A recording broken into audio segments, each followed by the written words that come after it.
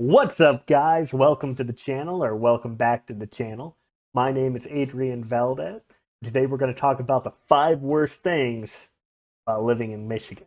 If it's your first time checking out my channel, first of all, welcome. Second of all, while you're here, you're going to want to hit that subscribe button down below because I drop a new video every Saturday telling you everything there is to know about moving or living in West Michigan.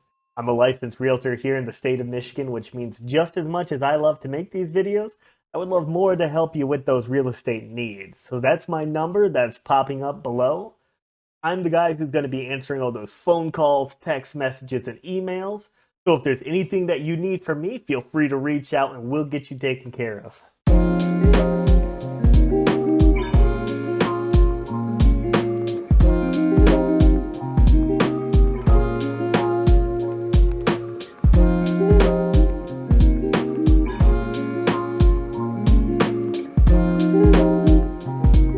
All right, so the first thing we're talking about is Michigan winters. So Michigan winters, famously bad. If you look at any kind of lists about reasons not to move to Michigan, it's going to be the number one every time. So you have winter for about half the year, more than half the year, sitting around 6 months.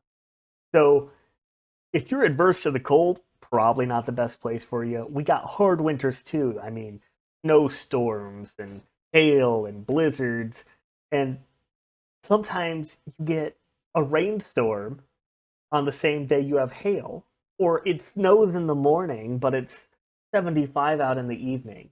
So it's very temperamental, especially out here in the lakeshore, being surrounded by the Great Lakes.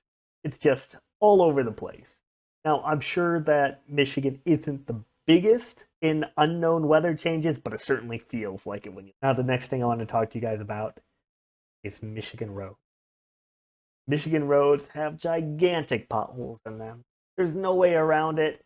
You'll be driving down the road and you will think somebody's car is breaking down because they will swerve so far into the other lane to get around that pothole. I mean, these things are big. Um, I don't know if it's just a lack of tax dollars going towards them or changing weather, but they just cannot be repaired as quickly as they're damaged. And unfortunately, you're going to find them all over Michigan. So that is one of the biggest things you're going to run into, that it's going to cause a headache for you.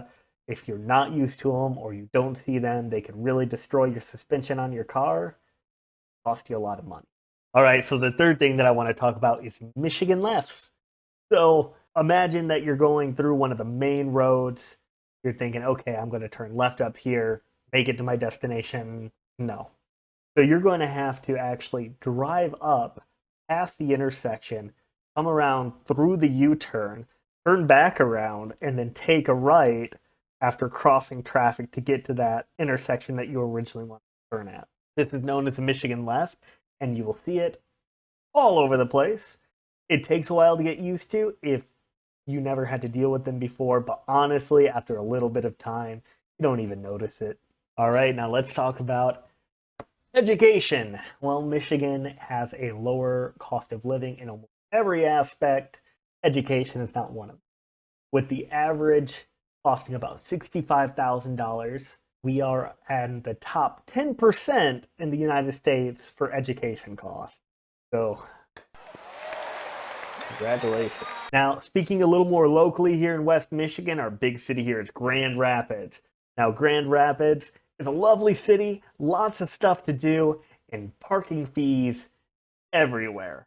During the week, during the weekend, or even at night when bars are open, you're never going to find a place to park unless you park there early in the morning. You're going to have to use a parking garage. You're going to have to pay for your parking. There's no way around it. Sometimes they charge per hour. Those prices can get really high. But just keep that in mind. It's not super fun to deal with, but it is a fact of life down.